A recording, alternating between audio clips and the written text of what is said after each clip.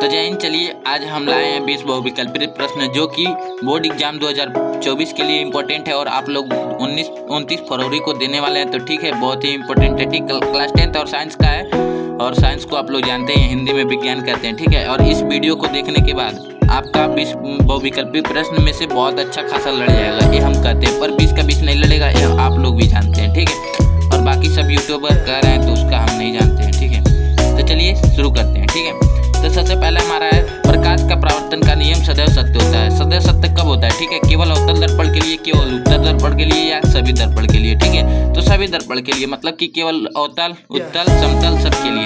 ठीक है, तो मतलब इनमें से सभी। तो डी ऑप्शन जो होगा उसको गलिया चले जाना। ठीक है, किसी वस्तु का आवर्धित काल्पनिक प्रतिबिंब बन सकता है। कोई बन सकता है? ठीक है, उत्तल लेंस और अवतल दर्पण के लिए बन सकता है। ठीक है, और चलिए इसके आगे देखते हैं। ठीक है, तो अत्यधिक उच्च प्रतिरोध वाला पदार्थ क्या कहलाता है? ठीक है, अत्यधिक उच्च प्रतिरोध वाला पदार्थ क्या कहलाता है? ठीक है, तो कहलाता है विद्युत रोधी। ठीक है, प्रतिरोध का मतलब होता है रुकावट, और रुकावट जिस में आ जाएगा वो विद्युत में ही आएगा। प्रतिरोध रेजिस्टेंस इसको इंग्लिश में कहते हैं। ठीक है, तो विद्युत रोधी हो जाएगा। ठीक है, बाकी सभी आपको दिखा रहे हैं बारी बारी से, तो देखते जाइए।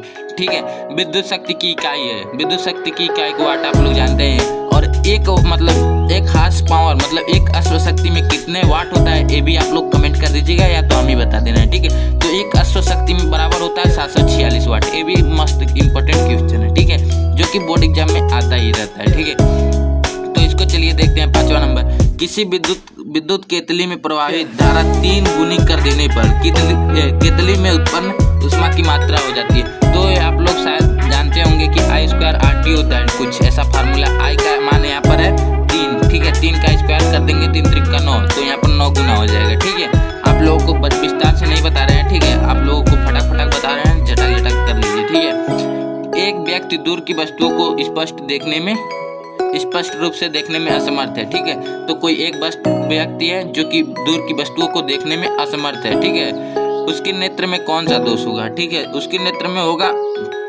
कौन सा दोष? इसमें से कोई नहीं, निकट दृष्टि दोष होगा। मान लीजिए जो दिखता है वो होता नहीं है, जो होता है वो दिखता नहीं है। ठीक है, मतलब कि निकट दृष्टि दोष में निकट की वस्तुएं साफ दिखाई देती हैं मगर दूर की वस्तुएं नहीं दिखाई देती हैं। ठीक है, तो इसको निकट दृष्टि दोष कहते हैं। ये आपको आ जाता है 2 नंबर में भी। और दूर की वस्तुएं दिखाई देंगी, निकट की नहीं दिखाई देंगी, तो दूर दृष्टि दोष हो जाएगा। ठीक है, चलिए इसके आगे देखते हैं। और किस लेंस में मतलब किस दोष में कौन सा लेंस आएगा वो आपको ट्रिक से दिखा दे रहे हैं। ठीक है, मान लीजिए यहाँ पर हमने दूना लिख दिया। ठीक है, DUNA। ठीक है, दूना दूर दृष्टि दोष के लिए उत्तल लेंस हो जाएगा, निकट दृष्टि दोष के लिए अवतल लेंस हो जाएगा। ठीक है, ये ध्यान रहे। तो एक अवतल दर्पण किसी वस्तु का वास्तविक उल्टा और अत्यधिक छोटा प्रतिबिंब बनाता है, उस वस्तु की स्थिति होगी। तो कहाँ पर होगी? ध्रुव और फोकस के बीच वक्रता केंद्र यहाँ पर होता है अनंत पे होगा, तभी वो वस्तु का वास्तविक उल्टा और अत्यधिक छोटा प्रतिबिंब बनाएगा। ठीक है, चलिए इसके आगे वाला क्वेश्चन देखते हैं। ये कितना हुआ? 7 हुआ। इसके आगे 8 वाला। ठीक है, 8 नंबर देखते हैं। 8 नंबर, कार्बन को वायु में जलाने पर कार्बन डाइऑक्साइड गैस का बनना उदाहरण है। ठीक है, कार्बन को वायु में जलाने पर, तो C प्लस O2 बराबर CO2। ये हो गया आपका उदाहरण। ठीक है, उदाहरण मतलब संयोजन अपक्रिया का रिएक्शन का उदाहरण भी हो गया। संयोजन अपक्रिया किसे कहते हैं? तो 2 या 2 से अधिक तत्व या पदार्थों को मिलकर किसी एक पदार्थ या 2 पदार्थ का निर्माण हो जाता है, उसे संयोजन अपक्रिया कहते हैं। मतलब C प्लस O2 बराबर CO2 हो गया। आपका संयोजन अपक्रिया क्या है? ठीक है, संयोजन अपक्रिया सही हो गया आपका आंसर। जिंक चूर्ण पर तनु सल्फ्यूरिक अम्ल किसी अभिक्रिया में निकलती है। ठीक है, किस अभिक्रिया में निकलती है? तो H2 हाइड्रोजन हो गया। 2 हाइड्रोजन साथ में रहता है। क्यों रहता है आप लोग कमेंट कर दीजिएगा। ठीक है, और नहीं आएगा तो बोलिएगा, हम कमेंट करके बताएंगे, पूछिएगा। तो सामान्य तापक्रम तथा दाब में द्रव के रूप में पाए जाने वाली अधातु क्या है? अधातु ब्रोमीन है, तो आप लोग जानते हैं। प्रोपेन में क्रियात्मक समूह है, तो ये होता है double bond C double bond O। ठीक है, प्रोपेन एल्किन एल्काइन होता है। ठीक है, तो एल्किन का फार्मूला और एल्किन एल्काइन होता है। तो एल्किन का फार्मूला होता है CnH2n+2 CnH2n-2। एल्किन का होता है, एल्काइन का होता है CnH2n।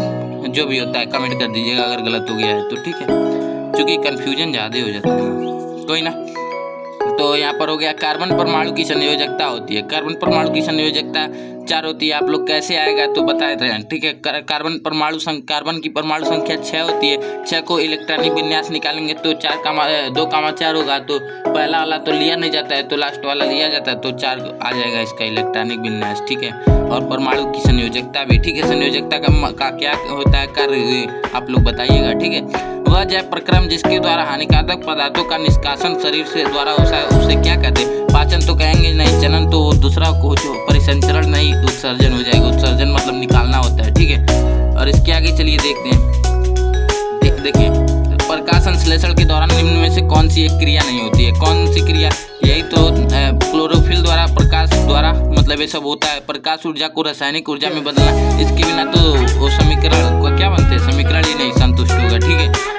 तो कार्बन डाइऑक्साइड का कार्बोहाइड्रेट में अपचयन, इसके बिना तो रिएक्शन ही संभव नहीं है, ठीक है। ग्लूकोज का पाइरोडिन अम्ल में विखंडन ये नहीं होता है, ठीक है।